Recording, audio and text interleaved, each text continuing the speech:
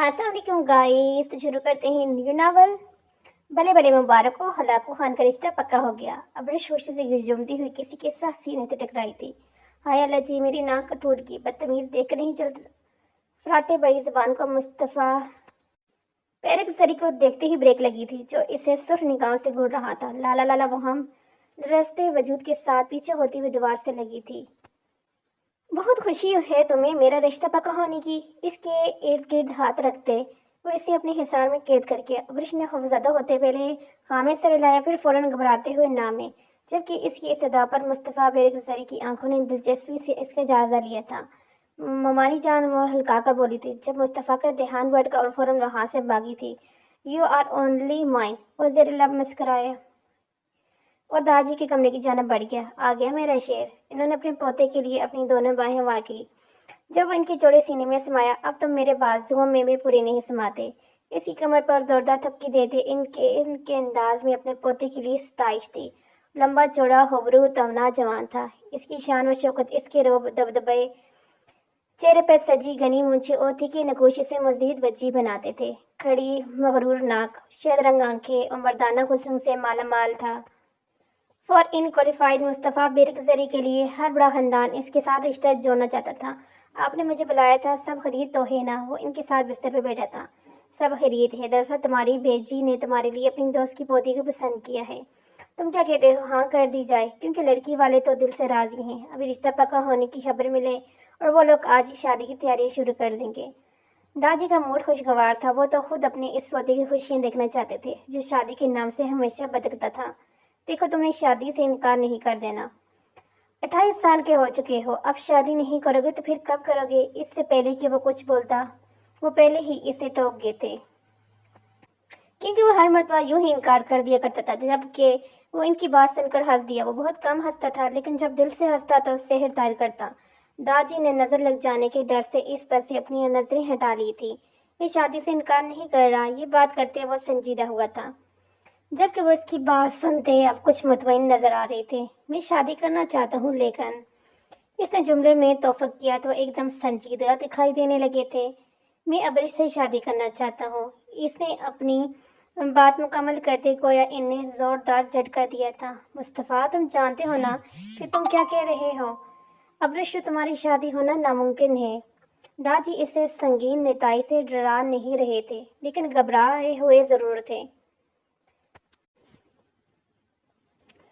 वो यूसुफ जई खानदान के घर की बहू है, तुम भूल रहे हो क्या? वरना चाहते हुए भी गुस्सा हुए थे। बहू है दादी, वो इनकी आप कुछ नहीं लगती।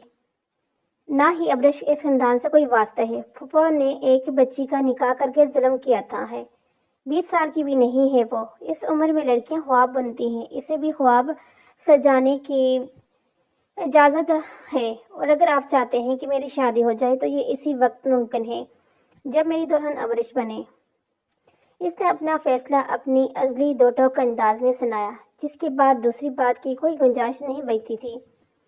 अब आप आराम करें, मुझे एक अहम मसले को सुलझाने जाना है, तो मैं चलता हूँ। अपनी जगह से उठ के हल्का सा झुकते इनका सर चूमकर लंबे लंबे डग बढ़ता वहां से निकला तो जाजी बेदम से बिस्तर पर नींद दराज हुए थे। क्या कहा मुस्तफ़ा ने? हम लड़की वालों को हाँ कर दें? इनकी शरीत हयात कमरे में दाखिल होते इनके करीब बैठे पर जोश सी गोया हुई थी, तो गुस्से में वापस उठ के बैठे। आपके पोते ने कसम खाई है मुझे दिल के मर्ज में मुतला करने की। इनके संगीन अल्फाज पर बेजी का दिल होला था। क्या बात कर रहे हैं, सीधे से बताएं, क्या कह गया है वो गुस्से के साथ साथ परेशान भी हुई थी। मेरा सुकून लेकर आराम करने की तलकीन की है, मौसफ ने वजले दिल से बोलते फिर से बिस्तर पर दराज हुए थे। 2 दिन से इन्हें मौसमी बहार था, कुछ तबीयत बेहतरी की तरफ गामजन थी, तो इनके पोते ने इन्हें नया झटका दे डाला था।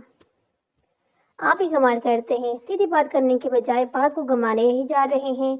इस मर्तबा इन्हें शदीद गुस्सा आया तो वो कुछ ढीले पड़े थे। हर अच्छे शोर की तरह वो भी अपनी बीवी के गुस्से से घबराते थे। मुस्तफ़ा शादी के लिए राजी है, लेकिन शादी वो अबरिश से करना चाहते हैं। अपने शोर की बात की शुरुआत में जो खुशी इनके चेहरे पर चमकी थी, आखिरी अल्फाज तक वो खुशी सिमट कर तफकरात में बदल चुकी थी।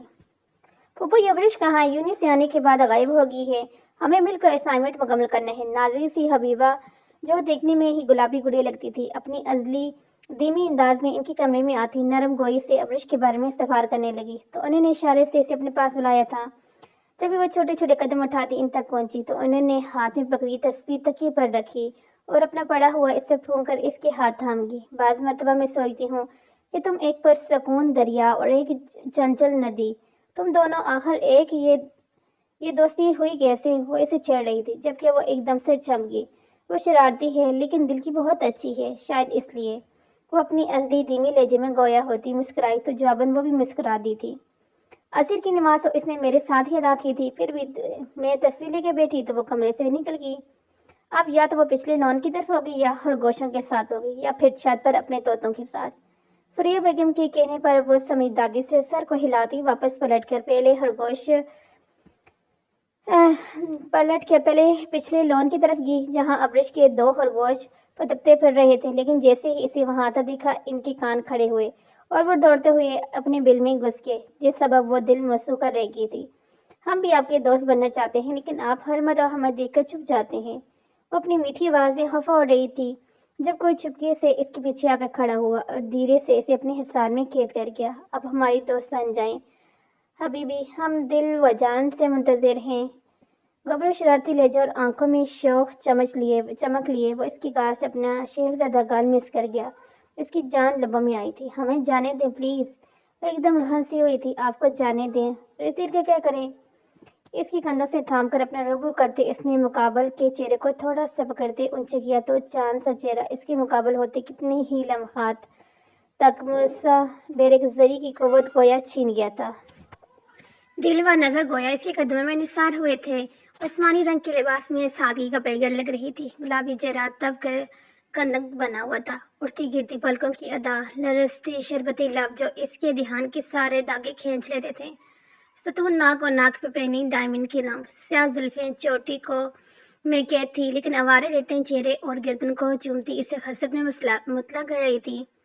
وہ جتنی اس سے گریس برتتی تھی وہ اتنا ہی اس کی جانب مائل ہوتا تھا اور سیمی خود میں مگن رہنے والی تھی تو وہ شوق، وہ شرارتی طبیعت کا مالک ایک زندہ دل انسان تھا، لیکن اس کا دل بس ایک ہی کے لیے دھڑکتا تھا اور وہ تھی حبیبہ ابراہیم، جسے پیار سے غصہ بھی حبیبی کہتا تھا۔ دوسری جانب اس کی مسلسل خاموشی پر مقابل نے اپنی پستائی آنکھیں کھول کر اس کی شہد رنگ آنکھوں میں دیکھا تو ان میں امبڑتے جذبات نے اس کی آسان حتا کر دی۔ وہ ایک دم سے اس سے دور ہوئی اور مقابل کی ڈھیلی پڑتی گریف سے آزاد ہوتے دوڑتی ہوئی وہاں سے نکلتی چلی گئی تھی۔ میری بے قراریوں کو آزماتے ہیں، اے دل دیکھ وہ ہمیں کتنا ستاتے ہیں۔ موسیٰ نے دل پر ہاتھ رکھتے گویا اپنے ہی دل سے محبوب کی شکایت کر ڈالی اور پھر یوں ہی چلتے ہوئے اندر کی طرف بڑھ گیا جہاں سب بڑے حال میں موجود شام کی چائے کا لطف لے رہے تھے۔ وہ سب کو مشترکہ سلام کرتے ہوئے جان بوجھ کر حبیبہ کے ساتھ والے صوفے پر آ کے بیٹھا تھا جو ابرش کے ساتھ صوفے پر چڑھ کر بیٹھی اس کی جانب دیکھنے سے بھی کترا رہی تھی۔ میں نے سنا ہے کہ بڑے بھائی صاحب نے اپنی شادی کا کھانا کھلانے کی تیاری پکڑ لی ہے۔ وہ اپنی ازلی انداز میں گویا ہوتے ہاتھ بڑھا کر فلٹر سے گلا کباب اٹھاتے منہ تک لایا تو اس کی ماں جی نے اسے گھوٹ کر اس کی جانب چھوٹی پلیٹ بڑھائی تھی جسے وہ سر ہلا ہلکا سا ہم کرتے ہوئے تھام چکا تھا، جبکہ اس بات پر داد جی اور بی جی نے ایک دوسرے کو دیکھا تھا۔ کون سے شادی کے کھانے کی بات کر رہے ہو؟ وہ شادی نہیں کرنا چاہتا۔ داد جی کی دل جلے انداز پر جہاں سب کے چہرے پر حیرانی تھی وہیں ابرش کے چہرے پر تشویش کے بادل چھائے تھے۔ اس نے تو سوچا تھا کہ خڑوس کی شادی ہو جائے گی اور پھر وہ بیوی کا ہو کر گھر کی طرف آنکھ بند کر لے گا، اسے ہر طرح سے آزادی مل جائے گی۔ یہ سب باتیں اب خواب ہوتی نظر آ رہی تھی۔ جب ہی شیطان کا نام لیے شیطان حاضر والا محاورہ ہوا تھا۔ اب آپ غلط بیانی کیسے کام لے رہے ہیں داد جی؟ میں نے شادی سے انکار تو نہیں کیا۔ میں اپنے ازلی پرسکون انداز میں بولتے ہوئے دوسرے کا سکون غارت کرنے کا ماہر ایک شان سے چلتا ہوا سنگل صفحے پر بیٹھتا ٹانگ پر ٹانگ چڑھا گیا تھا۔ بس اتنا کہا ہے کہ شادی اسی لڑکی سے ہوگی جسے میں چاہتا ہوں۔ مقابل کے الفاظ پر وہاں ایک پل کو سکون چھا گیا تھا۔ ہائے، یہ اکڑو بھی کسی کو چاہ سکتے ہیں، قیامت کی نشانی ہے۔ وہ حبیبہ کی کان میں گھسی تو اس نے پیار سے اسے ایسی بات کرنے سے روکا تھا۔ وہ ہمارے بڑے لالا ہیں، ان کے بارے میں برے الفاظ نہیں بول سکتے۔ اس کا وہی بولنا انہیں کا نرم انداز تھا جس پر موسیٰ بیرق زری نثار تھا۔ مجھے تمہاری پسند دل و جان سے منظور ہے، अपने बेटे की बात सुनते इसकी माँ जी पल भर में खुश हुई थी। बरखुरदार लड़की का नाम और खानदान के बारे में भी कुछ बताओ हमें। इस मर्तबा इसके बाबा ने भी इन बातों में अपना हिस्सा डाला था। और सब दादी और बेजी को मैं बता चुका हूँ, आप इन्हीं से पूछ लें। यह गहरी नज़र हबीबा के साथ जुड़कर बैठी अबरज पर डालते और पुरस्रार सा मुस्कुराया तो मूसा ने बात की गहराई को समझा और फिर दादी और बेजी के चेहरे पर छाई परेशानी के बादल देखे तो उस ज़ेर लब मुस्कुरा दिया। इसके लाला ने हमेशा वो काम किया था जिसमें मुश्किलात का अमल दखल ज़्यादा रहा है। फिर वो अपनी शादी बगैर किसी एडवेंचर के कैसे कर सकते थे। इसने अपनी शेफ पर हाथ फेरते हुए एक नरम मीठी नज़र अपनी हबीबी पर भी डाली थी, जो यकीनन अबरिश को कोई बात समझा रही थी और ज़्यादातर खामोश खुद में गुम रहती थी। लेकिन वाहिद अबरिश थी जिसके साथ वो अपने दायरे से कुछ बाहर आती थी। मूसा चाहता था कि वो इसके साथ भी यूं ही रहे, लेकिन न जाने क्यों इसके गुर्बत से घबराती थी। सेमी सेमी से हिरनी की मांद वो इससे फासला बनाए रहती थी। वो दादी के दरीना दोस्त की पोती थी जिनकी फैमिली एक हादसे में चल बसी थी और इन दोनों छुट्टियों पर आया हुआ था जब दादी ने इसके निकाह हबीबा से करवा दिया। इसने भी कोई इतराज़ नहीं किया क्योंकि इसकी कोई पसंद नहीं थी, लेकिन हाँ, निकाह के बाद से ही वो इसे अच्छी लगने लगी थी और वक्त के साथ साथ ये पसंद कब मोहब्बत में बली इससे खबर तक नहीं हुई। अब तो यूँ लगता था कि इसके बगैर सांस लेना भी मुश्किल है। दादी बताई ना लड़की कौन है। सूर्या बेगम भी मुतजस हुई। आखिर ऐसी कौन थी जो इनके भतीजे को इस कदर पसंद आ गई थी। हम इस टॉपिक पर बाद में तफसील से बात करेंगे। दादी ने गोया बात ही ख़त्म कर टाल दी थी तो सब खामोश हो गए। अलबत्ता मुस्तफ़ा बेरिक जरी मज़े से चाय की चस्कियाँ भरे दादी को मुस्कुराती नज़रों से देख रहा था, जो उसे गुस्सीली भरी नज़रों से देख रहे थे। सीधे मामले को भी टेढ़ा करने में माहिर इनका जान से प्यारा पोता अक्सर इन्हें तपिश दिलाने का सबब भी बनता था। डिनर के बाद हाकम पेरिक जैया पर बाबा के कमरे में मौजूद थे। वह शाम से ही मुतजस्सिस से आखिर किस लड़की को इनके बेटे ने पसंद किया जिसके बारे में बात करते दादी कतरा रहे थे। अब बताएं मुस्तफ़ा, और आपके बीच क्या बात हुई है? वह किस लड़की की बात कर रहा है? वो इनके बेड के सामने रखे सोफे पर बैठते दादी की जानब पूरी तरह से मुतवज्जा थे, जबकि बेजी भी वहीं इनके पास कुछ फासले पर बैठी थी। बताएं ना बेजी, कौन लड़की है वो? इन दोनों की खामोशी इन्हें परेशान करने लगी थी। मुस्तफ़ा अबरिश से शादी करना चाहता है। बिल्ली थैले से बाहर आई थी। इसका दिमाग खराब हो गया है क्या? वो जानता नहीं कि किस खानदान की बहू है। नई दुश्मनी का आगाज चाहता है वो, ये नामुमकिन है। वो सुनते ही शदीद विश में मुतला हुए थे। अब मेरे पोते ने कोई अनहोनी बात भी नहीं कर दी है। अबरिश किसी की बहू नहीं है, मेरी बेटी की बेटी मेरी नवासी है और हम जहाँ चाहें इसकी शादी कर सकते हैं और इनके खानदान का हिस्सा नहीं है। जवाबन बेजी को भी गुस्सा आया तो वो बोल पड़ी थी। आखिर इनकी रगों में भी बेरिक जरी खून दौड़ रहा था। तब शाना फितरी बात थी। इनके यहाँ बेवा की दूसरी शादी को जुर्म मानना चाहता था। आप सब जानती हैं, फिर भी ऐसे कह रही हैं। हाकिम पेरिक जई ने इन्हें मामले की संगीनी से आगाह करना चाहा था। इसके मरहूम बाप ने जब इसका निकाह करवाया था तो वो सिर्फ 10 साल की बच्ची थी और चंद माह बाद जिससे निकाह हुआ वो एक हादसे का शिकार होते चल बसा। वो बच्ची थी, इसे इन मामले की कुछ खबर नहीं और ना ही मैं चाहती हूँ कि इसे कुछ भी खबर हो। वो हमारे घर की रौनक है और उस घर की रौनक ही घर में ही रह जाएगी तो अच्छा है। वैसे भी अगर मुस्तफ़ा अबरिश का नाम ना ही भी लेता तो मैं पढ़ाई मुकम्मल होने के बाद इसकी शादी लाजमी करवाती। इस जिंदगी अभी शुरू ही हुई है। मैं कभी इसकी ज़िंदगी को किसी बकवास रस्म के तहत बर्बाद नहीं होने दूंगी। मुस्तफ़ा जो चाहते हैं वही होगा। अभी हम निकाह घर घर में ही कर देते हैं। जब रुखसती होगी तो इन लोगों को भी खबर कर देंगे। बीजी गोया हर चीज़ तय करी बैठी थी। मेरी हयात, आप पहले अपनी नवासी की इजाज़त तो ले लें। निकाह इस वक्त होगा जब लड़की राज़ी होगी। जवाबन दाजी बुरी तरह चढ़े थे, जबकि अपने माँ बाप की इस हमेशा वाली नोक चोक को देख हाकिम पेरिकजई इस संगीन सूरत हाल में भी मुस्कुरा दिए थे। बीजी, वो ठीक कह रहे हैं, लड़की की रजा ज़्यादा ज़रूरी है। वैसे जहाँ तक मेरे इल्म में है और जो मैंने देखा है, अबरिश इसके आपके पोते को पसंद नहीं करती। अपनी बेटी की बात सुनती बेजी ने इन्हें घूर कर देखा था। गोया कह रही हो तुम चुप रहो, और वो जल्दी से चुप भी हो गए थे। मैं सूर्या से बात करती हूँ, वो अबरिश से अपने तरीके से बात कर लेगी। इन्होंने गोया बात ही खत्म कर दी थी, लेकिन यह मामला जितना आसान लग रहा था इतना था नहीं। अमरीश अपने तोतों के बड़े से पिंजरे में घुसी इन्हें दाना पानी डाल रही थी। स्टडीन तोतों का ये वसी पिंजरा दादी ने इससे बनवा कर दिया था, जिसके अंदर वह आसानी चली जाती थी। आसपास उड़ते हुए रंग बिरंगे तोते इसे बहुत अच्छे लगते थे। वो रोज़ ये काम नहीं करती थी, लेकिन कभी कभी इससे ये करना अच्छा लगता था। کافی دن سے وہ پنجرے کے اندر خود نہیں گئی تھی، لیکن آج موقع لگا۔ سنڈے تھا تو پہلی فرصت وہ اوپر پہنچ کر طوطوں کے برتن میں جگ سے پانی ڈال رہی تھی۔ جب بھی باریک قدموں کی چاپ سماعت میں اترتے ہی اس کے دل کی دھڑکنوں کی روانی متاثر ہوئی۔ یہ ہلاکو خان یہاں کیا کر رہے ہیں؟ وہ گویا رو دینے والوں کو ہی جب مقابل کی بارب آواز سنائی دی، باہر آؤ۔ مقابل کا تحمک زدہ لہجہ اس سے مرچی لگا گیا، لیکن وہ بظاہر اچھی بچی کی طرح پانی کا جگ وہی پنجرے میں چھوڑتی خود باہر نکل کر جلدی سے پنجرے کا دروازہ بند کرتی، خود پر دوپٹہ درست کر گئی تھی۔ ملازمین اس کام کے لیے موجود ہیں تو تمہیں کیا ضرورت ہے اس محنت کی؟ اپنے ازلی انداز میں سرشر کرتے اس کے قریب ہوا تو ابرش گھبرا کر پیچھے ہوئی، جس سبب اس کی پشت پنجرے سے جا ملی تھی۔ جبکہ وہ اس کے بالکل قریب آ کر کھڑا ہوا، جو ہی اپنا ہاتھ اس کی جانب بڑھایا، اس نے سختی سے آنکھیں میچ لی۔ دیکھیں مجھے ڈانٹ لیں لیکن مارنا مت، مجھے مار کھانے سے بھی ڈر لگتا ہے۔ اس کے بحثیت برے انداز میں ادا کیے گئے الفاظ اس مقابل کے لبوں پر تبسم سے جا گئے۔ تمہیں لگتا ہے کہ میں تم پر ہاتھ اٹھا سکتا ہوں؟ وہ ہاتھ بڑھا کر اس کے بالوں میں اٹکے طوطے کے پروں کو ہٹانے لگا تھا، جب اس کی گردن اسباب میں اوپر نیچے ہوئی تھی۔ یعنی میں تمہیں ایسا ظالم لگتا ہوں؟ اس کا انداز بے شک سنجیدہ تھا، لیکن آنکھوں کی چمک کوئی اور کہانی سنا رہی تھی۔ آپ ظالم نہیں، ہلاکو خان ہیں، ایک دم ہی بول کر وہ دانتوں تلے زبان دبا گئی۔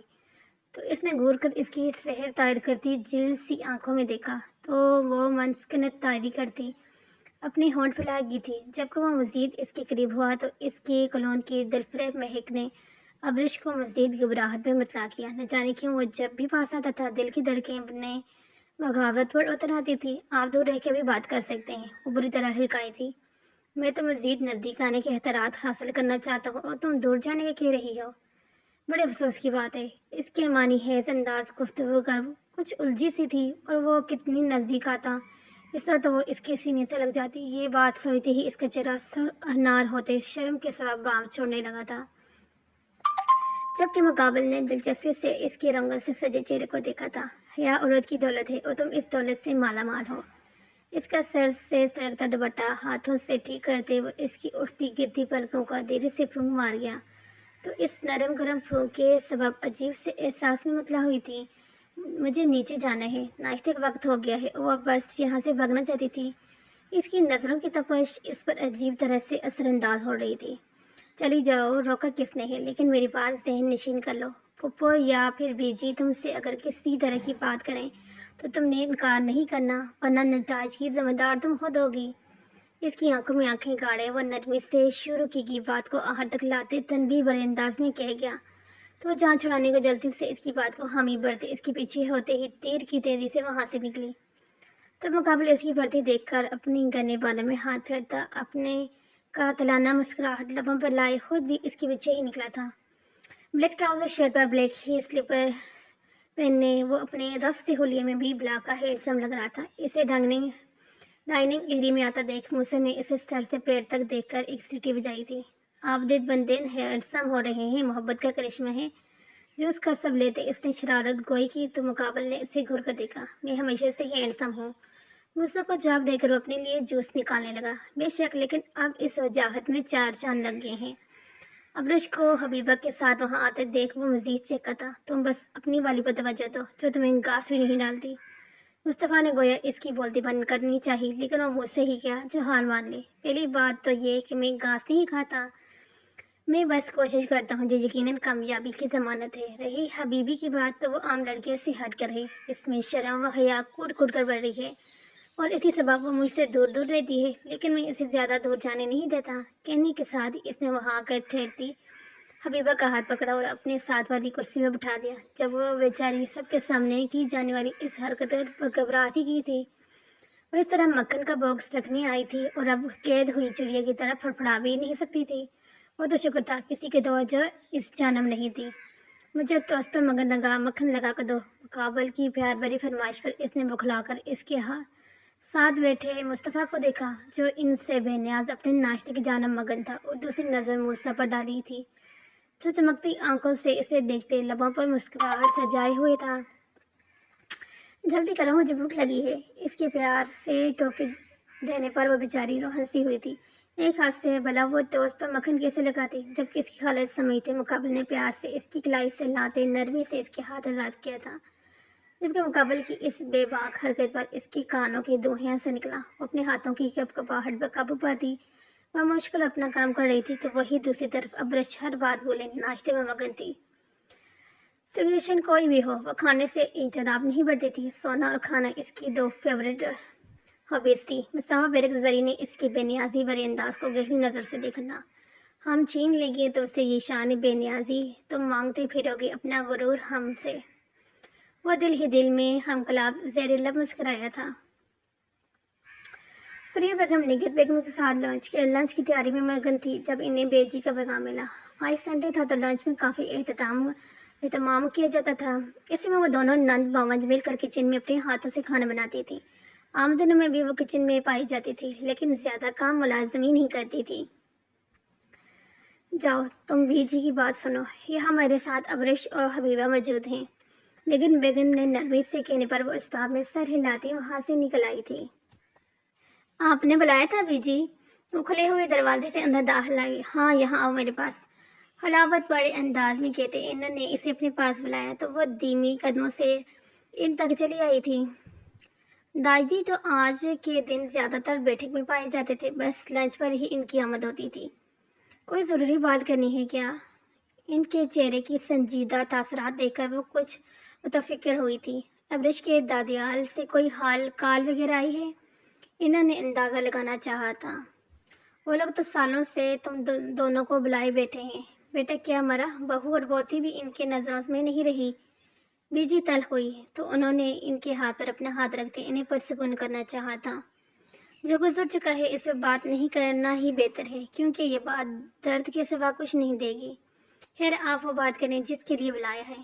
سریہ بیگم نے ان کا دھیان بٹانے بات بدلی تو وہ بھی سر جھٹک کی تھی۔ تم نے ابرش کے بارے میں کیا سوچا؟ ماشاءاللہ 20 سال کی ہونے والی ہے۔ بیجی کی بات اور وہ کچھ الجھی تھی۔ ارے بھائی ابرش کی شادی کی بات کر رہی ہوں، اس کی شادی کے بارے میں کیا سوچا ہے؟ ان کے واضح الفاظ پر وہ ایک دم سے چپ رہ گئی۔ ہر ماں کی طرح میری تو یہی خواہش ہے کہ وہ اپنے گھر کی ہو جائے، لیکن آپ جانتے ہیں یوسف زئی والے نہیں مانیں گے۔ وہ ایک بیوہ کی شادی کے حق میں نہیں ہیں اور یہاں تو معاملہ ہی دوسرا ہے۔ ابرش کے بابا نے اپنے حصے کی تمام جائیداد ابرش کے نام کر دی تھی اور اس کی شادی کی صورت وہ جائیداد ظاہر باہر نکلے گی اور اس کے تایا چاچا ہرگز بھی نہیں چاہیں گے۔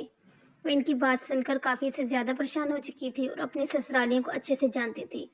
ابرش کا نکاح بھی ان کے جیٹھ نے اپنے بیٹے سے اسی لیے کروا دیا تھا تاکہ جائیداد باہر نہ نکلے، لیکن خدا کی کرنی ایسی ہوئی کہ ان کے اس بیٹے کو کالا یرکان ہوا اور اسی بیماری کی حالت میں وہ چل بسا۔ اس کے انتقال کے 1 سال بعد ایک کار حادثے میں ان کے شوہر کا بھی انتقال ہو گیا۔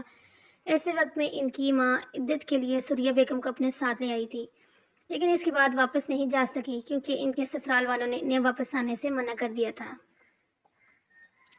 لیکن انہوں نے آنے سے پہلے یہ عقل مندی کی تھی کہ تمام ضروری دستاویزات اپنے زیورات اپنے ساتھ رکھ کر لے آئی تھی جو ان کے سسرالیوں کو ڈھونڈنے سے بھی نہیں ملے تھے۔ جب انہوں نے یہ بات سریہ بیگم کو کال کر کے پوچھی تو وہ صاف مکر گئی۔ انہوں نے کہہ دیا کہ کوئی بھی ضروری کاغذ گھر میں نہیں رکھتے تھے۔ اب نہ جانے ان کی بات پر ان لوگوں نے یقین کیا یا نہیں، لیکن پھر بھی اس سلسلے میں وہاں سے کوئی رابطہ نہیں کیا گیا تھا۔ لیکن سریہ بیگم یہ بھی جانتی تھی کہ جب کبھی ابرش کی شادی کا مسئلہ اٹھا تو یقیناً وہ لوگ اس کی شادی نہیں ہونے دیں گے۔ وہ اسی تنازع میں بات کر رہی تھی، تم ان لوگوں کی فکر چھوڑو، مصطفیٰ سب دیکھ لے گا، تم بس اپنی کہو۔ بیجی کی بات نے انہیں مزید الجھایا۔ مصطفیٰ کا یہاں کیا ذکر؟ انہوں نے حیرانی سے استفسار کیا تو اپنی بیٹی کا ہاتھ تھامتے مسکرا دی۔ مصطفیٰ ہی تو ابرش سے شادی کرنا چاہتا ہے، اس نے خود تمہارے داجی کے سامنے ابرش کا نام لیا ہے اور تم میرے پوتی کی طاقت سے واقف ہو۔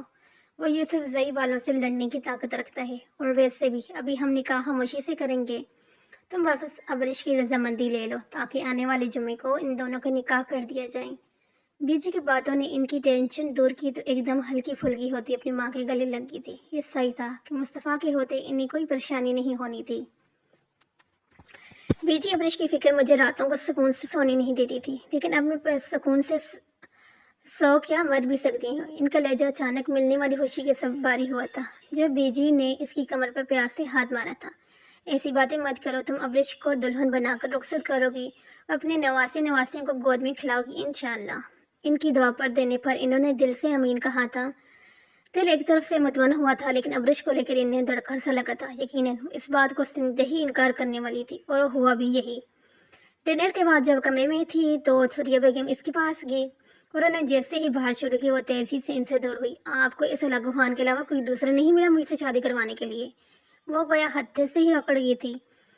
کمرے کی گھبرو خاموشی بڑھتی جا رہی تھی اور ساتھ ابرش کے چہرے کی برہمی بھی۔ جب نگہت بیگم نے اسے دلسان سے سمجھانے کی صحیح کی، مصطفیٰ میں بلا کیا برائی ہے، ہر بڑے خاندان اس کا طلبگار ہے۔ وہ بات کر رہی تھی کہ اس نے ان کی بات بیچ میں ہی کاٹ دی، لیکن امی میں ان کی طلبگار نہیں ہوں، مجھے وہ نہیں پسند۔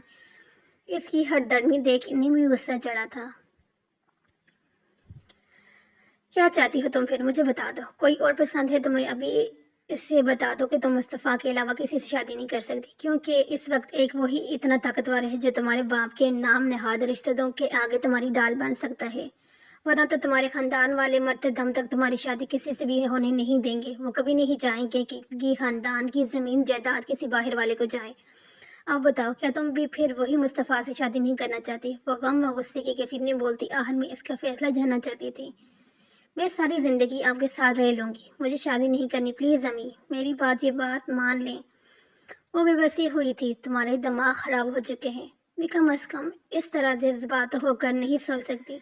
کل کو ہم سب اس دنیا سے چلے جائیں گے، پیچھے موسیٰ اور مصطفیٰ کی بیویاں رہ جائیں گی، ایسے میں ایک نامحرم کو کیوں اپنے گھر میں رکھنا چاہیں گی؟ انہوں نے اسے سچ کا آئینہ دکھایا۔ وہ تڑپ اٹھی۔ ہاں تو آپ کسی اور سے میری شادی کر دیں، میں اف بھی نہیں کروں گی، اور جہاں تک رہی بابا کی پراپرٹی کی بات، وہ بھی میں ان کے بھائیوں کو واپس کر دوں گی۔ جب پراپرٹی ہی نہیں ہوگی میرے پاس تو ان کا تعلق بھی مجھ سے ختم ہو جائے گا۔ وہ بات کی گہرائی کو سمجھ ہی نہیں پا رہی تھی، جبکہ سوریا بیگم اس سے مغز ماری کرتے ہوئے تھک گئی تھی۔ تم نہیں مانو گے، یہی کہہ رہی ہو نا؟ اس مرتبہ ان کا اندازہ شکست ہور تھا، جبکہ اسے اپنی ماں کا یوں نڈال انداز دیکھ سچ میں تکلیف ہوئی تھی۔ امیر میری بات کو سمجھیں۔ وہ مزید کچھ کہتی کہ وہ دشگی سے اس کا بڑھتا ہاتھ جھٹک کر اٹھ گئی۔ تم بھی اپنی خاندان والوں کی طرح بے حس ہو، بس اپنی فکر میں مطلع، باقی رشتے بے شک مرے یا جئیں۔ دکھ بھری کیفیت میں بولتی ہوئے وہاں سے نکلی تو ابرش نے روتے ہوئے منہ تکیے میں دے دیا تھا۔ اس کی وجہ سے اس کی ماں دکھی تھی، اسے اب سکون کہاں سے آنا تھا؟ حبیبہ ابرش کی طرح یونی نہیں جاتی تھی، بلکہ وہ آن لائن پڑھائی مکمل کر رہی تھی۔ وہ جب سے اس گھر میں آئی تھی، وہ دن اور آج کا دن، اس نے اپنے قدم اس گھر سے باہر نہیں نکالے تھے۔ وہ مسلسل ایک فوبیا کا شکار تھی۔ اس نے بہت کم عمری میں وہ کچھ دیکھ لیا تھا جو اب تک اس کے شعور لاشعور کو جگڑے ہوئے تھا۔ اس کی ساری شاپنگ بھی نگہت بیگم اور ابرش مل کر کرتی تھی، اس گھر کی دہلیز پار نہیں کر سکتی تھی۔ ابرش اور مصطفیٰ نے نکاح کی تیاری شروع کرنی ہے، تم بتاؤ تم کیسے ڈریس لوگی؟ نگہت بیگم نے اس کے سامنے والے صوفے پر آ کر بیٹھی تھی، جبکہ وہ انہیں دیکھ ہاتھ میں پکڑی نوٹ بک اور کتاب ایک طرف رکھ گئی تھی۔ ابرش نے ہاں کر دی۔ وہ مصطفیٰ کے بارے میں اس کے حالات سے واقف تھی، جب بھی حیرانی برے پرجوشی سے گویا ہوا۔ ہاں بھی کر دے گی، لیکن جمعے میں فقط 3 دن بچے ہیں، ہمیں تو تیاری کرنی ہوگی نا؟ نگہت بیگم کو اپنی الگ پریشانی لاحق تھی۔ بی جی کی عمر نہیں تھی کہ وہ بازاروں کے چکر لگائیں۔ حبیبہ باہر جاتی نہیں تھی، ہونے والی دلہن کے موڈ کا کچھ پتہ نہیں تھا۔ اب رہی وہ اور سوریا، اب ایسے میں ایک کے حصے گھر کی ذمہ داریاں آتی تھی تو دوسرے کے حصے بازاروں کے چکر، اور یہ باہر والی ذمہ داری نہیں اٹھانی تھی۔ اچھا پھر آپ اپنی ہی پسند سے کچھ لے آنا۔ وہ کوئی سست ہوتی تو جبھی وہاں مجھ سے قیامت ہوئی۔ وہ اپنی رن کرتا تھا، جہاں ان کے باغات کے پھل اور خشک میوہ جات 3 بیک ہو کر پورے پاکستان کے علاوہ دیگر ممالک میں بھی بھیجے جاتے تھے، جبکہ دیگر سارے معاملات باغات اور زمینوں سے متعلق مصطفیٰ بیر گزری دیکھتا تھا یا پھر حاکم بیر گزری دیکھتے تھے، کیونکہ مصطفیٰ اپنے قبیلے کا سردار تھا اور اس کی دیگر ذمہ داریاں بھی تھیں۔ میری ماں جی پر پہلے ہی بہت ذمہ داریاں ہیں، اپنی بہو بیگم آپ کو مزید اپنی ذمہ داریاں دے رہی ہیں، آپ اسے سے کرتی کچھ کوئی نہیں۔ شرارت بڑے سنجیدے سے کہتے وہ قریب آ کر ان کا سر چومتے انہیں سلام کر گیا، تو بدلے میں انہوں نے اس کا سر چوم کر اسے دعائیں دی تھی، میری بیٹی کو زیادہ تنگ مت کیا کرو۔ ساتھ ہی انہوں نے اسے سرشف بھی کر ڈالا تھا، جس کے جواب میں وہ کان کی لغت چھوتے مزے سے حبیبہ کے ساتھ ہی صوفے پر بیٹھ گیا۔ ان کے بیچ کتاب اور نوٹ بک ہی رکھی تھی، جس وجہ سے کچھ فاصلہ برقرار تھا، جبکہ اس کے یوں بیٹھنے پر کچھ بے رام سی ہوئی تھی۔ آپ کی معصوم بہو کو بھلا میں تنگ کر سکتا ہوں؟ ہاں البتہ، آپ کی بہو مجھے بہت تنگ کرتی ہے۔ اس کے صاف جھوٹ پر جہاں اس نے ایک جھٹکے سے مقابل کی جانب حیرانگی کے حال میں دیکھا تھا، وہیں نگہت بیگم اس کے لیے چائے کا بولنے اٹھ کی تھی اور ساتھ ہی ڈنر کے انتظامات بھی دیکھنے تھے۔ ان کے منظر سے ہٹتے ہی اس نے جھپٹ کر بیچ میں سے رکیب کو ہٹایا اور حبیبہ کے اٹھنے کی کوشش کو ناکام کر دیا۔ شوہر جب گھر آتے ہیں تو بیوی اچھا سا ویلکم کرتی ہے، تو جناب جلدی سے پہلے ویلکم کریں ورنہ میں اپنے طریقے سے ویلکم کروا لوں گا۔ شوہر بڑے سنجیدگی سے بولتے اس نے اپنی گال حبیبہ کے سامنے کیا تو وہ ہونک زدہ سی اسے دکھنے لگی تھی۔ یار اب یہ بھی میں بتاؤں، چلو کیا یاد رکھو گی کہ صحیح سے بالا پڑا ہے۔ اسی انداز میں بولتے اس نے مقابل کو کچھ بھی سمجھنے کا موقع دیے بغیر اس کے سر کے پیچھے ہاتھ لے جا کر اس کی گردن کو پش کیا تو حبیبہ کی مخملی لب بوسہ کی گاز سے مس ہوتے دونوں کے ہی وجود میں ایک برق سی دوڑا گئے تھے۔ دیکھا بس یہ کرنا تھا، اب ہر روز میرے آنے پر مجھے آپ یوں ہی ویلکم کرو گی۔ اس کے ڈوس بڑے انداز پر حبیبہ کی پھٹی آنکھیں مزید پھیری تھی۔ حبیبی میں تو پہلے سے ہی عشق میں قائل ہوں، آپ کے برباد کرنے کا ارادہ ہے؟ دل پہ ہاتھ رکھتے ہوئے ایک دم سے رخ بدلتا صوفے پر پیر پھسلا گیا، یوں کہ اس کا سر حبیبہ کی گود میں دڑا تھا۔ ماں کی گود کے بعد بیوی کی گود سب سے زیادہ آرام دہ مقام ہے۔ اسے مزید بکھلاتے ہوئے وہ اس کا ہاتھ تھام کر اپنے دل کے مقام پر رکھ گیا۔ یہ کیا کر رہے ہیں آپ؟ پلیز ہمیں جانے دیں، کسی نے دیکھ لیا تو کیا سوچے گا؟ وہ بری طرح گھبرائی۔ وہ اسی بار بار چاروں طرف دیکھ رہی تھی، جبکہ اس چکر میں اس کے سر سے دوپٹہ سرک جو تھا، جبکہ اس کی نیم زلفیں جو خشک ہو چکی تھی اس کے چہرے اور گردن کو چھوتی دلکش نظارہ پیش کر رہی تھی۔ لہو چلکاتے گال اور ہونٹ کا بنان بگاڑنا مقابل کو ہمیشہ کی طرح تلسم میں قید کر گیا۔ تم کس قدر میرے دل سے کھیلتی ہو، کاش تمہیں اس بات کا اندازہ ہو۔ اس کا دوسرا ہاتھ بھی تھام کر وہ اس سے جھٹکا دے کر اپنے اوپر جھکا گیا، جبکہ وہ مقابل کی اس حرکت کے لیے تیار نہیں تھی۔ جب ہی لب مقابل کے پیشانے سے جا ملے تھے اور اس قدر حسین منظر کو اچانک کہ کسی نے اپنے کیمرے کی آنکھ میں قید کیا، وہ جو اس فسو خیز لمحے میں گم ہو رہا تھا، کلک کی آواز پر اس کے ہاتھ چھوڑتا تیزی سے سیدھا ہوا تو سامنے ہی ابرش کو شرارتی انداز میں خود کو دیکھتے پایا تھا، جبکہ حبیبہ کی حالتوں خفت و شرمندگی کے مارے بری ہو رہی تھی۔ اس کا چہرہ لہو چلکانے لگا تھا، جبکہ گردن پوری جھک چکی تھی۔ لالا ناراض نہیں ہونا، یہ تصویر لے کر میں آپ کو ہی سینڈ کرنے والی ہوں۔ اس نے دانت نکالے اور پل میں لی گئی تصویر اس کے نمبر پر سینڈ کر دی تو وہ اس کی شرارت سمجھتے ہنس کر اپنے موبائل سے وہ پکچر دیکھنے لگا تھا۔ اب کہیں کیا نہ ایک بہن ہونے کا حق ادا؟ اسی شرارتی انداز میں بولتے ہوئے اس کے ساتھ والے صفحے پر آ ٹکی تھی، جبکہ وہ چمکتی آنکھوں سے یہ حسین منظر دیکھ کر کھل کے ہنسا تھا۔ مجھے موقع ملے گا تو میں بھی ایسے ہی حق ادا کرنے سے پیچھے نہیں ہٹوں گا۔ جواب پر اس نے ابرش کی ناک دبا کر چھوڑی تو اس نے برا سا منہ بنایا۔ میرے چہرے کو مت چھوا کریں۔ ہمیشہ کی طرح اس نے اس بات کا برا منایا تھا۔ اچھا میری بہن نہیں چھوتا تمہاری ناک کو، جس پر چٹ پٹ غصہ چڑھاتے ہے۔ ویسے بھی میں نے سنا ہے کہ تم نے لالا کے لیے ہاں کر دی ہے۔ حبیبہ کو اٹھتا دیکھ اس کی کلائی پکڑتے اسے واپس بٹھا کر ابرش کی جانب بھی متوجہ تھا، جبکہ حبیبہ کی اس جان اس کی کلائی میں سمٹ آئی تھی۔ اب تک یہ جھوٹی خبر کس نے پہنچا دی؟ میرے ایسا ویسا کوئی بھی ارادہ نہیں۔ اس کے قطعی لہجے کے انکار پر موسیٰ نے الجھ بلجن بھری نظروں سے اس کے انداز دیکھے تھے، لیکن بڑوں کو نے تو جمعے کو نکاح کا دن رکھ دیا ہے۔ تم راضی نہیں ہو اس نکاح کے لیے؟ کیا کمی ہے لالا میں؟ موسیٰ ایک دم سے سنجیدہ ہوا تھا۔ کمی نہیں ہے ان میں، بلکہ ہر چیز کی زیادتی ہے ان میں۔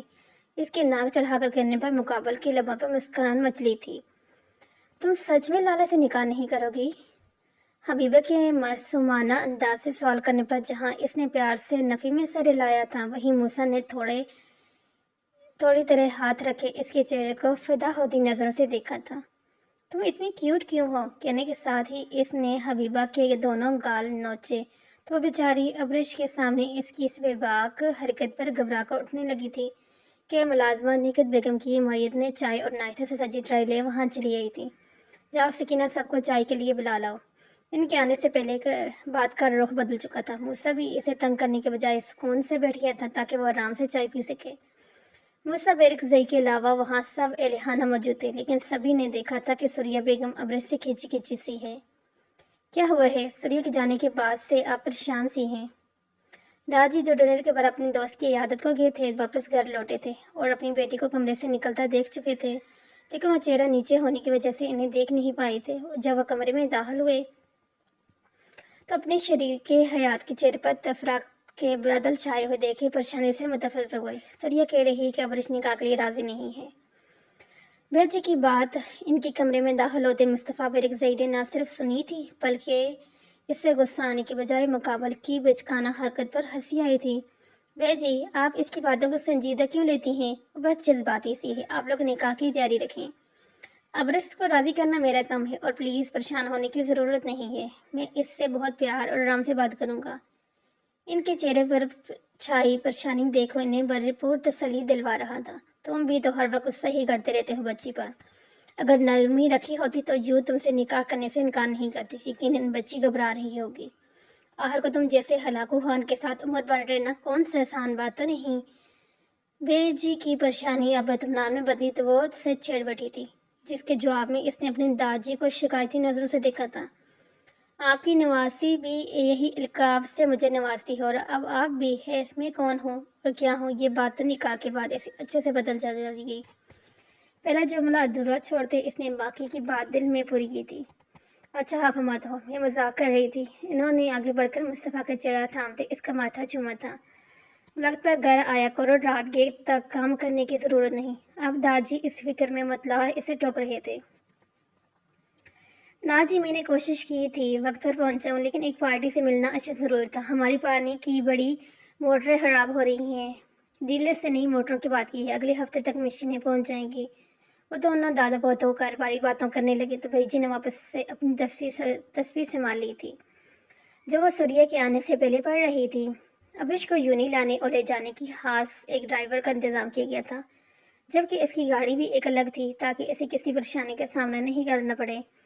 ادھر عمر کا ڈرائیور ان کے اعتماد کا بندہ تھا، جس کے پاس کسی بھی ایمرجنسی سے نمٹنے کے لیے لائسنس یافتہ گن بھی ہر وقت موجود رہتی تھی۔ آج بھی اس کے ڈرائیور نے اسے یوں نہیں چھوڑا تھا اور اب اسے چھٹی تک وہیں رہ کر اس کا انتظار کرنا تھا۔ لیکن جب وہ چھٹی کے وقت مین گیٹ سے باہر نکلی تو اپنی گاڑی کے بجائے مصطفیٰ بیرک زئی کی گاڑی کو دیکھ ایک لمحے کو اپنی گھبراہٹ سی ہوئی تھی۔ یہ کیوں مجھے لینے آئے ہیں؟ ہولے سے بڑبڑاتی وہ دروازہ کھولنے پر ناک کی سیٹ میں چلتی پیچھے دروازے سے گاڑی کے اندر بیٹھ گئی تھی۔ جب گارڈ نے تیزی سے آگے آتے دروازہ بند کیا اور دوڑ لاک ہو گیا۔ آپ مجھے کیوں لینے آئے ہیں؟ اس نے اپنی گھبراہٹ کو قابو پاتے بڑی مشکل سے اپنی بات مکمل کی تھی، جبکہ مقابل نے ہاتھ بڑھا کر اس کے چہرے سے ماسک نیچے کر دیا تھا، جس سبب اس کا دلکش چہرہ مقابل کی نظروں کے سامنے آتے اس کے دل کو سکون دے گیا تھا۔ اب وہ اس سے آرام سے بات کر سکتا تھا۔ میں تمہیں نکاح کی شاپنگ کے لیے لینے آیا تھا۔ اس کے اطمینان بھرے جواب پر وہ بری طرح سے چونکی تھی۔ کس کا نکاح؟ بے ساختہ ہی وہ پوچھ بیٹھی، لیکن مقابل کی نظروں میں نہ جانے کیسی تپش تھی کہ اس نے سرد سے اس کے چہرے سے نظریں پھیری تھی۔ دل ایک انجانے سے احساس سے دھڑک اٹھا تھا۔ ہمارے نکاح کا جوڑے لینا ہے، کیا بھول گئی ہو کہ جمعے کو ہمارا نکاح ہے؟ اس کے نرم لہجے میں کوئی روب، کوئی حکم نہیں تھا۔ عام سے انداز میں اس سے بات کرا تو یہی بات اسے ہضم نہیں ہو رہی تھی۔ آپ کو شاید کسی نے بتایا نہیں، میں اس نکاح سے انکار۔ اس کی جانب جھٹکے سے پلٹتی وہ اس سے پہلے اپنی بات مکمل کرتی مقابل نے اس کے لبوں پر اشد شہادت کا دباؤ ڈالے اس کے الفاظ چھین لیے تھے۔ مصطفیٰ بیرک لوہے کا لمس جھیلنے والا وانلیہ تھا۔ وہ تیزی سے پیچھے ہوتی بالکل دروازے چا لگی تھی۔ ہمارے نکاح جمعے کے روز سب کی موجودگی میں ہوگا، اور اگر تم نے یہ نہیں چاہتی تو پھر نکاح اور رخصتی آج ہی ہوگی، لیکن ہمارے نکاح میں ہمارے اپنے شامل نہیں ہو سکیں گے۔ ہاں، رخصتی کے وقت میں تمہیں گھر ہی لے کر آؤں گا تو تم مل لینا ان سب سے۔ باہر کے باغ دوڑتے منظر پر نظر جمائے اس کا انداز بے شک نرم تھا، لیکن لہجے کی تپش پر ابرش کے ماتھے پہ پسینے پھوٹ پڑا۔ وہ اتنا تو جانتی تھی کہ مقابل جو کہتے ہیں وقت گزرتا ہے، جمعے کے صرف نکاح ہوتا، لیکن آج نکاح کے ساتھ رخصتی کا بھی سنتے اس کے چہرے کا رنگ اڑ چکی تھی۔ اب بتاؤ کیا فیصلہ ہے تمہارا؟ شاپنگ پہ چلیں یا نکاح کرنے؟ اس کی جانب چہرہ کیا وہ اس کے حواس اور انداز کو دیکھ نرم گوئی سے مستفر ہوا تو اس نے چھٹ شاپنگ پر چلنے کی حامی بھر لی۔ گڈ گرل، مجھے تم سے اسی عقل مندی کی توقع تھی۔ بامشکل اس کے مخملی گال کو چھونے کی خواہش دبائی وہ اپنے ڈرائیور کو گاڑی مال کی جانب گھمانے کو بول گیا تھا، جبکہ وہ بے بسی کے مارے آنسو پی گئی تھی۔ لو پانی پیو۔ اسے یوں سر جھکائے خاموشی سے اپنے ہاتھوں تکتے دیکھ اس نے پانی کی سیل پہ کی چھوٹی بوتل کو کھول کر اس کی جانب بڑھائی تو اس کی جانب دیکھے بغیر بوتل تھام لی، لبوں سے لگا لی تھی۔ میں یہ زبردستی کا نکاح نہیں چاہتا تھا، لیکن تمہاری سیفٹی کے لیے ضروری ہے۔ جو چال تمہارے تایا چل رہے ہیں انہیں میں اسی طرح سے ہی مات دے سکتا ہوں۔ میں ہرگز بھی تمہاری زندگی برباد ہونے نہیں دوں گا، یہ میرا وعدہ ہے تم سے۔ اس کی جانب اپنی نظریں مرکوز کیے وہ مسلسل دل ہی دل میں اپنے ناراض محبوبہ سے مخاطب تھا، جب اس نے آدھی بوتل خالی کرتے واپس اس کی جانب بڑھائی تھی، جسے تھام کر اپنے لبوں سے لگاتے ایک ہی سانس میں بچہ سارا پانی پی گیا، جبکہ اپنے جھوٹا پانی سے یوں بے دھڑک پیتا دیکھ اس کے گال تب کر سرخ پڑے تھے۔ وہ کبھی کسی کی جھوٹی شے استعمال نہیں کرنے والا اس کا چھوڑا ہوا پانی پی گیا، اور یہی بات ابرش کو حفظ سے دوچار کر رہی تھی۔ بوتل خالی کرتے اس نے کیپ لگا کر بوتل پیچھے کوڑ رکھی۔ جو ہی ابرش کو دیکھا، اس کے سرخ پڑتے چہرے کو دیکھ وہ اس کی کیفیت سے لطف لیتے مسکرا دیا تھا۔ ہلاکو خان کو مسکرانا بھی آتا ہے۔ اس کی سحر زدہ مسکراہٹ دیکھ وہ اپنی نظریں چراتی زیرالب بڑبڑائی تھی، جبکہ وہ آنکھوں پر گلاسز لگائے اب موبائل میں مصروف ہو چکا تھا، تو وہی وہ اس کی جانب سے رخ موڑتی کھڑکی سے باہر کے مناظر کو دیکھنے لگی۔ گاڑی ایک مہنگے ترین مال کے آگے ٹھہری تھی۔ جب وہ گاڑی سے نکل کر اس کی طرف آتے، اس کی جانب کا ڈور کھول کر ایک طرف ہو گیا تھا، جبکہ وہ چہرے پر ماسک درست کرتی، شال خود پر اچھے سے لیتی گاڑی سے باہر نکلی تھی۔ اس کے ہم قدم ہوئی تھی۔ ابرش نے دیکھا وہ بلیک کوٹ پینٹ میں ہمیشہ کی طرح اپنی سحر انگیز پرسنالٹی کے ساتھ ہر ایک کی نگاہ کا مرکز بنا ہوا تھا۔ پردے میں موجود خواتین بھی چوری چوری نظریں اٹھا کر اسے دیکھ رہی تھی۔ توبہ ہے، بندے کو اب اتنا بھی ہینڈسم نہیں ہونا چاہیے۔ وہ بے خیالی میں اپنے دل میں کرنے والی بات لبوں سے ادا کر گئی تو مقابل کے قدموں کو بریک لگی۔ وہ جو اپنے خیالوں میں گم اس کے پیچھے چڑھ رہی تھی، اس کے یوں رک جانے پر آ کر اس کی بازو سے ٹکرائی تو اس کے قدم بری طرح لڑکھڑائے تھے۔ اس سے پہلے وہ گر جاتی، مقابل نے سرت سے اس کے ارد گرد حصارہ قائم کرتے اسے اپنی جانب کھینچ لیا، یوں کہ وہ کٹی ڈال کی مان سیدھے اس کے چوڑے سینے میں سمائی تھی۔ اچانک ہوئی اس حادثے کے سبب اس کے حواس مشتر ہوئے تھے۔ وہ دھڑکتے دل کے ساتھ اس کے وجود کا حصہ بنے، ایک ہاتھ سے اس کا کوٹ تو دوسرے ہاتھ سے اس کا ہاتھ دبوچے ہوئے تھے، جبکہ مقابل کے لیے اس کی مہکتی قربت کا احساس اس کے ضبط کو سما گیا تھا۔ اس نے اس غدزائی وجود کو نرمی سے خود سے لگ کیا اور اس کے باری ہوتے اعصاب کچھ بہتر ہوئے تھے، جبکہ دوسری طرف وہ خود بھی ہوش میں آتی خفت و شرمندگی کے مارے اپنی نظریں تک اٹھا نہیں پائی تھی۔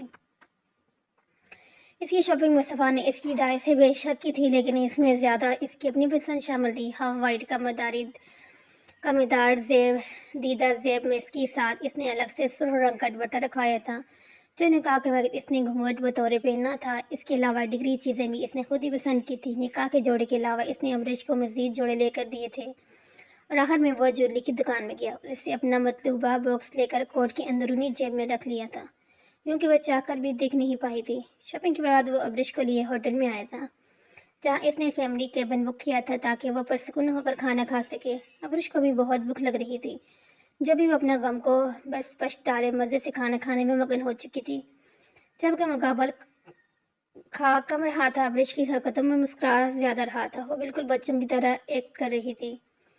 کہا نکاح کی بات سنتے اس کے جسم کا لہو نچوڑ گیا تھا، اور اب اس وقت سب باڑ میں جھونکے اس کو فراموش کیے بس کھانا کھا رہی تھی۔ وہ آج جلدی گھر لوٹ آیا تھا، لیکن گھر میں ٹانسر محسوس کرتے اس نے ملازمت سے گھر کے افراد کے بارے میں استفسار کیا۔ بیجی اور داجی تو شاید کسی کی عیادت کو گئی ہیں، بڑی بیگم صاحبہ آپ کی پھوپھو کے ساتھ مارکیٹ گئی ہیں، ابرش بی بی مصطفیٰ لالا کے ساتھ شاپنگ پر ہیں، اور حبیبہ بی بی اپنے کمرے میں رٹو طوطے کی طرح بول کر خاموش ہوتی تو اس کو سوالی نظر سے دیکھنے لگی، تو اسے جانے کا اشارہ کرتے خود حبیبہ کے کمرے کی جانب بڑھ گیا تھا۔ کل تک تو اس نکاح سے انکاری تھی محترمہ، اور اب سیدھا لالا کے ساتھ شاپنگ۔ ضرور لالا نے ہی کوئی چکر چلایا ہوگا، وہ مخالف کو اپنی سمت کرنا اچھے سے جانتے ہیں۔ وہ دل ہی دل میں خوش ہوتے حبیبہ کے دروازے کو ہلکا سا نوک کرتے کمرے میں دیر دھڑک چلا آیا تھا۔ حبیبہ جو ڈریسنگ کے آگے کھڑی اپنے بالوں کو چوٹی بنا رہی تھی، آئینے میں اس کا عکس ابھرتے دیکھ بکھلا کر پلٹی اور ڈریسنگ پر رکھا دوپٹہ تیزی سے کھول کر خود پر لپیٹ لیا۔ آپ اس وقت گھر پہ کیا کر رہے ہیں؟ وہ بکھلاہٹ میں مقابل سے عجیب سے سوال کرتی پھر سے بکھلائی تھی۔ کیوں، میں اپنے گھر کسی بھی وقت آ نہیں سکتا؟ جواباً اس کی جانب قدم بڑھاتے گھبرو لہجے میں گویا ہو تو اس کی سمجھ نہیں آیا کہ وہ اسے کیا جواب دے۔ سب شاپنگ پہ گئے ہیں، تم کیوں ساتھ نہیں گی؟ وہ اسی قریب ٹھہرتا اس کے مسلتے ہاتھوں کو نرمی سے اپنی گرفت میں لے کر اسے عمل سے گویا روک گیا تھا۔ میں شاپنگ پہ نہیں جاتی، میری شاپنگ ابرش یا پھر ماں جی کرتی ہیں۔ अपना चेहरा झुकाए वो यूं बोल रही थी जैसे कोई बहुत बड़ा जुर्म सर दर्द हो गया हो। तो कोई बात नहीं, पहले तो मैं यहाँ नहीं था ना, लेकिन अब मैं यहाँ तुम्हारे पास हूँ, तो अब से तुम मेरे साथ शॉपिंग पे चलोगी। चलो अब जल्दी से शाल लेकर आओ। इसका चेहरा छूकर इससे प्यार से मुखातिब था, लेकिन इसकी आखिरी बात ने हबीबा के चेहरे पर गोया हल्दी मल दी थी। आंटी मेरे लिए शॉपिंग कर लेंगी, प्लीज़ मुझे कहीं नहीं जाना। वो इसकी गिरफ्त से हाथ छुड़ाकर एकदम पीछे हो गई थी। अगर तुम नहीं गई तो मैं तुम्हें उठा कर ले जाऊंगा। वो अपनी दन में बोलता इसके चेहरे पर छाई वहशत भरे तासरात नहीं देख पाया था और सीधा ड्रेसिंग में जाकर इसकी शाल निकाल लाया। मैं नहीं जाऊंगी। वो मजीद पीछे को होती दीवार से जा लगी। हबीबी प्लीज़ तंग मत करो, अच्छे बच्चों की तरह मान जाओ। इसे प्यार से आंखें दिखाता इसने खुद ही आगे बढ़कर इसे शाल पहनाई और ज़बरदस्ती इसका हाथ पकड़े इसी कमरे से निकाल लाया। प्लीज़ ये मत करें, मैं मर जाऊंगी। इसके अंदर बाहर एक वहशत सी बर्पा हुई थी जो वो इसे पोर्च में ले आया था। खड़ी क्यों हो, गाड़ी में बैठो। इसने गाड़ी का दरवाज़ा खोलते इसे गाड़ी में बिठाना चाहा तो इससे सख्ती से दरवाजे को पकड़ लिया। यार क्यों बच्चों की तरह जिद कर रही हो, वो हंस कर कहते इसे ज़बरदस्ती गाड़ी में बिठाने लगा। इससे पहले कि वो पैनिक होती, मुस्तफ़ा की गाड़ी तेज़ी से इसकी गाड़ी के करीब आकर ठहरी और इससे भी तेज़ी से वो गाड़ी से निकलकर हबीबा तक पहुंचा और मूसा को इससे दूर करते हबीबा को अपने हल्के में लिया। लाला मैं बाहर नहीं जाऊंगी, लाला मैं बाहर नहीं जाऊंगी। वैसे ज़्यादा अंदाज में चीख चीख कर बोलती हुए गहरी गहरी सांस लेती एकदम ही इसकी बाहों में झूल गई और इसके बेहोश वजूद को गोद में उठाए मुझसे की जाने पलटा था। जो बुत बना खड़ा था, मेरी शक्ल मत देखो, जल्दी से डॉक्टर अंजम को कॉल मिलाओ। वह दाड़ की सूरत में अपनी बात कहते हाथ में पकड़ा फ़ोन इसकी जान बढ़ाते अजरत बड़े अंदाज में अंदर बढ़ा। जो गाड़ी से निकल कर आती अब रश्मि परेशानी के आलम में इसके पीछे ही दौड़ी थी, जबकि वह सुन इसबाब के साथ इसके मोबाइल की कॉल लिस्ट से डॉक्टर अंजम को कॉल मिला गया था। मुस्तफ़ा बेगजरी की कॉल मतलूबा इमरजेंसी थी। वो सारे काम छोड़ती इनके घर के लिए निकली थी। जिस वक्त वो कमरे में दाखिल हुआ हबीबा बेड पर बेहोश पड़ी थी, जबकि अबरिश इसके साथ बैठी इसके ठंडे पड़ते हाथ सुला रही थी। हबीबा का चेहरा बिल्कुल सफ़ेद पड़ चुका था, जबकि मुस्तफ़ा परेशानी से पश्त पर हाथ बांधे हर थोड़ी देर बाद इसे देख रहा था। तुमसे किसने कहा था तुम हबीबा को लेकर बाहर जाओ? वो दबे दबे अंदाज में इस पर बरहम हो रहा था। क्यों मैं इसे लेकर बाहर नहीं जा सकता? वो जो हरदम मुस्कुराता था इस वक्त मुकम्मल संजीदगी की लिमिट में था। नहीं, तुम इसे कहीं नहीं लेके जा सकते। इसके दुरुस्त लेते पर वह सदमे बड़ी कैफियत में इसे देखने लगा था। लाला वो मेरी बीवी है, मैं हक रखता हूँ। वो गोया इसकी बात सुनते ही तड़प उठा था। तुम्हें पाकिस्तान आए 4 माह का अरसा गुजर गया है। इस अरसे में तुमने कभी हबीबा को घर से बाहर जाते देखा? वो अब्रिश की तरह यूनी तक नहीं जाती, बल्कि वो घर में रहकर ऑनलाइन पढ़ाई कर रही है। ये सब देख के भाई तुम्हें कुछ समझ नहीं आ रहा। इससे पहले कि मजीद कुछ कहता डॉक्टर अंजम मुलाजिम के साथ कमरे में दाखिल हुए। कमरे का दरवाज़ा बंद कर दो। वो सीधा अब्रिश से मुखातिब हुए तो वो दोनों चुपचाप कमरे से निकल गए थे। वो अपने लाला से हबीबा के बारे में बात करना चाहता था, लेकिन फिलहाल इससे दुश्मन जान की फिक्र सता रही थी। कहीं जान गेज लम्हे के बाद कमरे का दरवाज़ा खुला तो वह लपक कर अंदर आया, जबकि मुस्तफ़ा बेरगजरी इसके पीछे ही था। बहुत वक्त के बाद इन्हें यूं पैनिक अटैक आया है। हालांकि काफ़ी अरसे से इनकी तबीयत में बहुत बेहतरी आई है, लेकिन आज के अटैक के बाद मैं फ़िलहाल कुछ कह नहीं सकूँगी। मैंने इसे सुकून अवार इंजेक्शन दे दिए है। बीपी बिल्कुल लो था, लेकिन अब कुछ बेहतरी है। जब तक ये सोकर उठेंगी काफ़ी बेहतर महसूस करेंगी, लेकिन मेरे ख्याल में हमें इनकी पुरानी दवा फिर से शुरू करनी होगी। पैनिक अटैक होना अच्छी अलामत नहीं है। कोशिश करें कि इसे ज़हनी दबाव से दूर रखें। बाकी मैं कल फिर चक्कर लगाऊंगी। वो मुस्तफ़ा बेरगज़ई से प्रोफेशनली मुखातब थी, जबकि मूसा के देहान की सभी दौड़ें हबीबा की गेटबंदी थी। अब्रिश डॉक्टर साहिबा का बाहर था, छोड़ के आओ। इसके संजीदगी से कहने पर वो अपनी नीम आंखें चमकाती सर हिलाती डॉक्टर अंजम को लेकर कमरे से निकली तो मूसा बेड पर इसके करीब बैठते इसका बर्फ़ पड़ता हाथ थाम किया था। मेरी बीवी से मुतल्लिक ऐसी कौन सी बात है जो मैं जानता नहीं हूँ? वो बोला तो इसकी लहजा बुलाकर सर था। मैं तुम्हें ये सब बहुत पहले ही बता देता, लेकिन तुम हर मर्तबा हबीबा के माजी की बात करने शुरू करने पर यही बोलते थे कि मैं इसका हाल और मुस्तकबिल हूँ, लेकिन तुमने माजी में जानने की कोशिश ही नहीं की। वही कुर्सी पर बैठते मदम लहजे में गोया हुआ। हबीबा के चेहरे को देख सर्द सांस खींच गया। मैं हबीबा के माजी के बारे में सब जानता हूँ। बाहर न जाने के पीछे ऐसी क्या वजह है? वो क्यों आम लड़कियों की तरह ज़िंदगी नहीं गुजार रही, बस कमरे में कैद रहती है? और आज जिस तरह इसने रद्द-ए-अमल दिया, सच पूछूं तो मैं डर गया हूँ।